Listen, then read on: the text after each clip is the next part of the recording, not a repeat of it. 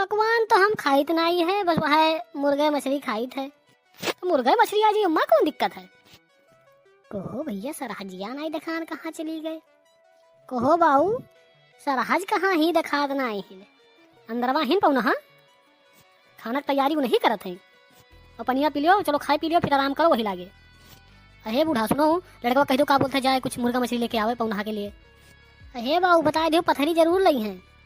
हम तो कहते पौनहा दखनवा न ले आवे। ये चीज मंगवाए पौनहा तो टेंशन न लियो।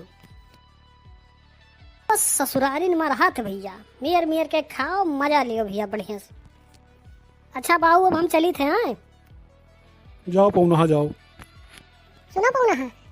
हाँ बोलो अम्मा क्या बात है? हेलो कुछ पैसा लिहा जाओ, का बोलते हैं भाड़ा करावा लगा लिहो और रास्ते में कुछ खाए पी लिहो। अरे कई का जरूरत रहा अम्मा। लिहा जाओ पौनहा। लाओ मिला था तो धरी यार का, वैसे काम नहीं रहा अम्मा, लेकिन लाओ आप दिया था खुशी से तो लाओ रखी। अच्छा चली थे अम्मा अब।